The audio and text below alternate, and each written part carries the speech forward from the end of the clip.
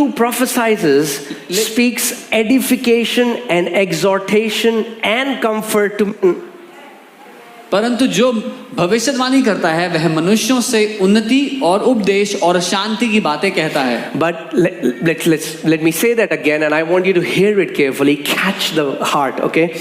मैं दोबारा कहूंगा, दिल जो है उस बात का उसको पकड़ना. But he who prophesies वो जो भविष्यवाणी करता speaks है edification, उन्नति की बात करता है, exhortation, उपदेश की बात करता है and comfort. और शांति की बात. That means when I am prophesying to someone, for example, God said, give a prophetic word to kings. इसका मतलब जब मैं किसी के लिए भविष्यवाणी करता हूँ, परमेश्वर ने कहा किंग्स डे के लिए What's भविष्यवाणी. my heart? क्या है My heart shouldn't be, let me impress him who I am. मेरा दिल ये नहीं होना चाहिए कि मैं उसको दिखाता हूँ कि मैं हूँ कौन. It shouldn't be, let all the attention of the room come to me, that how awesome I am. वो ये नहीं होना चाहिए इस कमरे का ध्यान मुझ पर आए कि देखो मैं कितना बढ़िया आदमी हूँ. Because hear this. कि सुनिए, If the light on you is greater than the light in you, the light on you will destroy you. क्योंकि जो लाइट आपके ऊपर है, अगर वो लाइट जो आपके अंदर चमक रही है उससे तेज वो ऊपर वाली है तो वो आपको नाश कर देगी. Amen. And can I tell you, एक बात बताऊं, we are not called to be shooting stars. हम टूटते हुए सितारे होने के लिए नहीं बुलाए. Okay? Shooting stars, people love, oh, they could. वो टूट के गिरते हुए सितारे देते लोग. That's not the ministry God wants us to have. परमेश्वर नहीं चाहता हम ऐसी सेवकाई. The Bible says the path of the righteous shines brighter and brighter and brighter. Bible कहती है धर्मी जन का मार्ग प्रकाशमान और प्रकाशमान होता चला जाता है. Amen. So that means when I am giving a prophetic word, इसका मतलब जब मैं एक भविष्यवाणी का वचन my दे रहा हूं, heart is मेरा दिल ये है that Lord, I want to bring edification. कि प्रभु मैं उन्नति लाना चाहता हूँ, I want to bring encouragement. मैं प्रोत्साहन लाना चाहता हूँ, And I want to bring comfort to my brother. और मैं शांति तसल्ली देना So चाहता that means after I give a prophetic word, the person who received the prophetic word is edified, is encouraged, and is comforted. Come on. इसका मतलब जब मैंने किसी को भविष्यवाणी का वचन दिया है, उस वचन को पाने के बाद उस व्यक्ति को अपने जीवन की उन्नति महसूस होनी चाहिए, प्रोत्साहन महसूस होना चाहिए और शांति महसूस होनी चाहिए.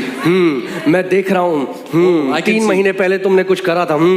You did Now, something. that's not prophetic, that's pathetic. वो भविष्यवाणी नहीं, वो घटियापन है. 3 महीने पहले कुछ ना कुछ तो करा ही होगा. I did something or the other 3 months ago. This is not prophecy. ये भविष्यवाणी नहीं है.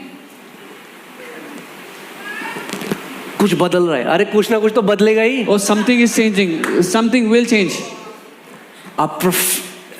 Okay.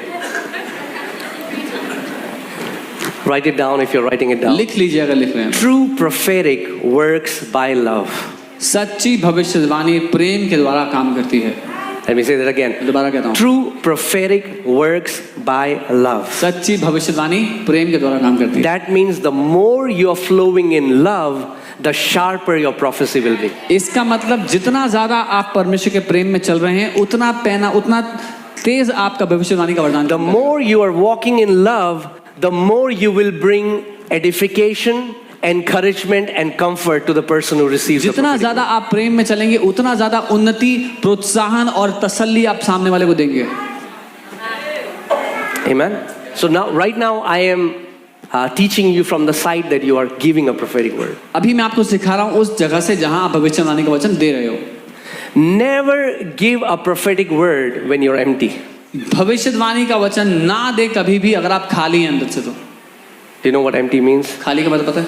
You know, you have not been filling yourself with the Spirit. You feel empty. Never give a prophetic word when you're discouraged, when you are jealous of the person you're giving a prophetic word to, or you are wounded by them. जब आप खाली हैं, आपने अपने आप को पवित्र आत्मा से नहीं भरा है, या आप निराश हैं किसी कारणवश, या आप जिससे बात करने वाले हैं उससे आप जलन करते हैं, ईर्ष्या करते हैं किसी बात से, या उनकी वजह से आपको ठोकर लगी, कोई नाराजगी आपके दिल में उनकी वजह से. Right? Many people give a prophetic word with a hidden agenda. कई लोग भविष्यवाणी का वचन एक छुपे हुए मकसद के साथ देते हैं. I've told you that story. People who are new here, you might not know. But there was a prophet who got offended by me because I didn't obey him and I obeyed God.